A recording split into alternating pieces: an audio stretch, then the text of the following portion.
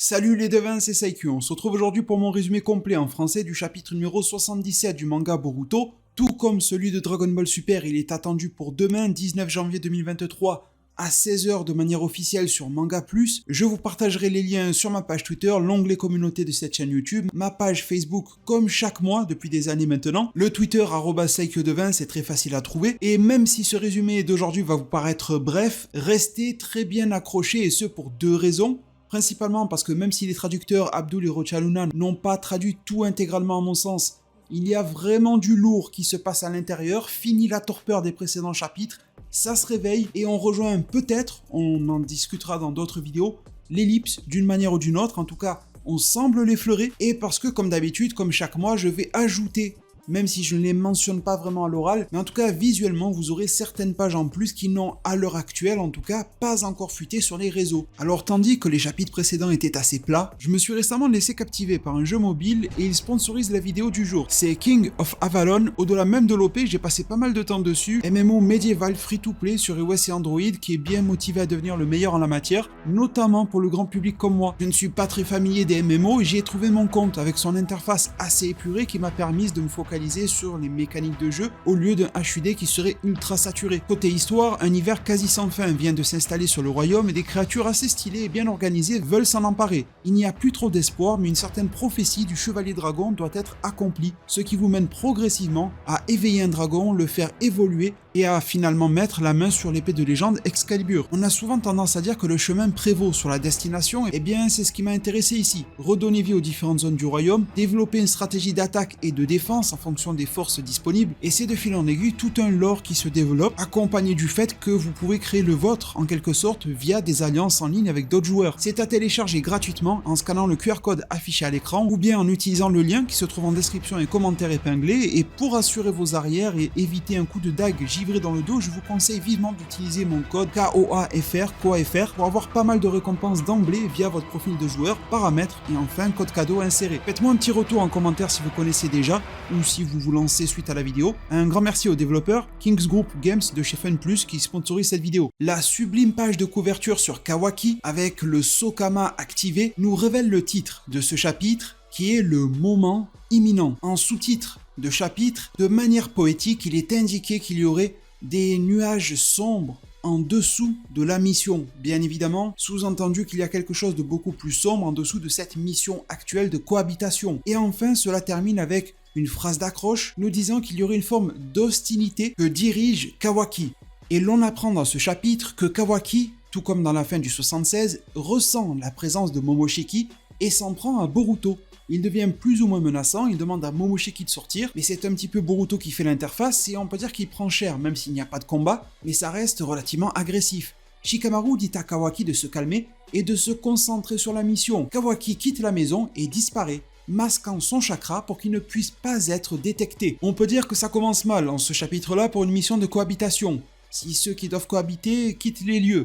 Eda, Ada et Daemon sortent aussi de la maison, tout comme la fois précédente, lorsque Boruto avait trouvé la mort, le seul capable de ressentir Kawaki, c'est Boruto. Mais il est incapable de déterminer avec précision et de localiser son emplacement, il y a quelque chose d'étrange. Ada va s'adresser aux filles en leur disant « Allons-y, on s'en va », et décide d'aller faire du shopping. C'est alors que Code nous est montré, et il semble que Code multiplie encore plus son armée de Jubi. Il mentionne le fait qu'il voudrait surprendre Konoha, mais à cause de Ada, cela ne pourra jamais arriver, vu qu'elle voit tout avec sa clairvoyance du Senrigan. Alors qu'Ada réalise son shopping, elle révèle à Shikamaru le fait que Code fabrique une armée de soldats à partir du chakra de Jubi.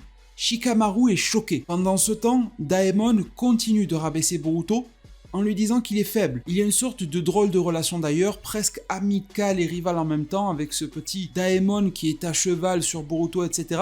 C'est en tout cas plus mignon que entre Code et Boruto. Enfin bref, quelque chose se passe. Daemon va ressentir quelque chose. Et vous savez que Daemon a la capacité de réfléchir les attaques qui ont une folle envie meurtrière, etc. C'est son pouvoir.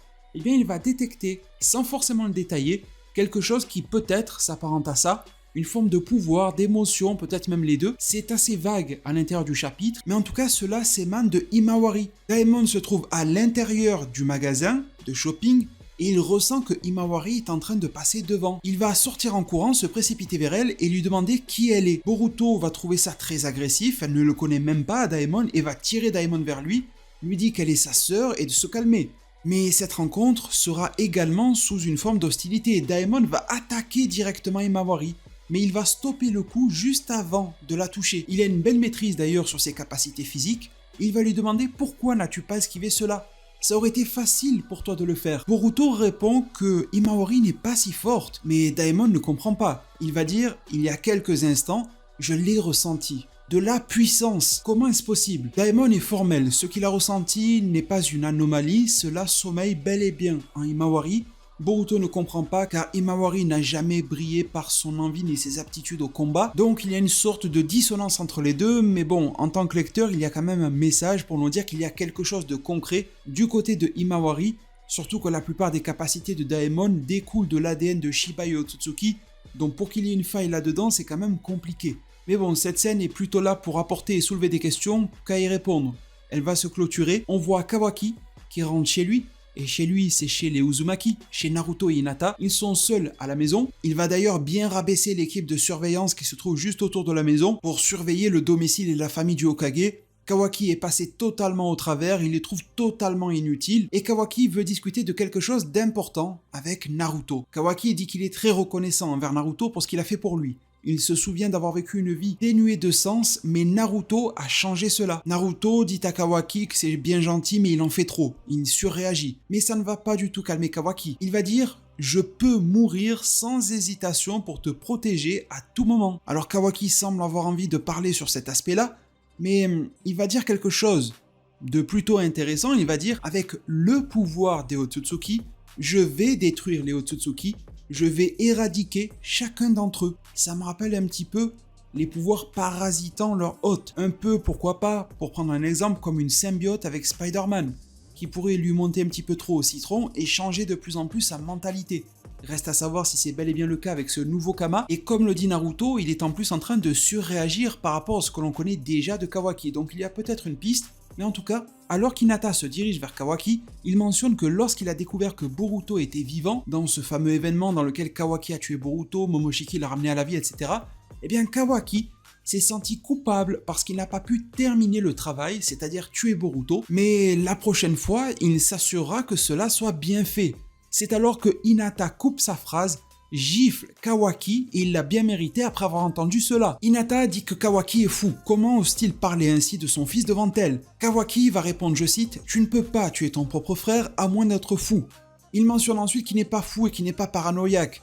Hinata supplie Kawaki de ne pas faire cela, mais sa décision est prise, même si cela engendre le fait que Naruto et Hinata détestent Kawaki à mort. Naruto va bien sûr rétorquer qu'il ne le laissera jamais faire. Il lui dit, je cite, « Tu vas devoir me tuer avant de faire quoi que ce soit à Boruto. Est-ce que tu oserais aller jusque-là » Et Kawaki va dire « Je ne m'attends pas, Naruto, à ce que tu comprennes ». C'est alors que, sur la toute fin du chapitre, Kawaki ouvre un portail à l'aide de son œil hérité de Ishiki Otsutsuki et envoie Naruto et Hinata dans une autre dimension. En quelque sorte, il les a scellés ailleurs. Alors on en parlera de cela beaucoup plus en long, en large et en travers, hors du résumé dans une autre vidéo, mais cela fait écho bien évidemment à la phrase en tout premier épisode et chapitre de Kawaki lorsqu'il disait de Naruto auprès de Boruto qu'il comptait l'envoyer rejoindre son père, sous-entendant que c'était lui-même Kawaki qui s'était chargé d'envoyer Naruto quelque part. Ça pourrait correspondre à ce quelque part, mais en même temps, est-ce bien le cas, étant donné que même si Sasuke n'a pas le moyen de se téléporter ailleurs,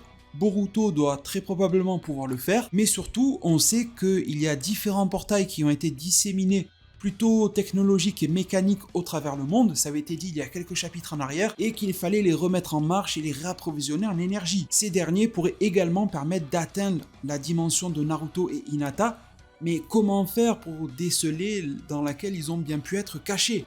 Enfin bon, je le sens, cela va apporter de belles discussions sur la chaîne pour les prochains jours et semaines, voire même prochains mois, si cela est une amorce à l'ellipse, allez savoir. En tout cas, sur la dernière page, Kawaki dira « Une fois que tout cela sera fait, tu pourras me tuer. Alors s'il te plaît, attends jusque-là, 7e Hokage ». Et le texte supplémentaire qui fait office de preview chaque mois pour le chapitre suivant, ici pour le 78, nous dit, je cite, « Le destin auquel mène le Kama, le Sokama, et l'avenir que le garçon souhaite. Qu'est-ce qu'il attend au-delà de cela ?»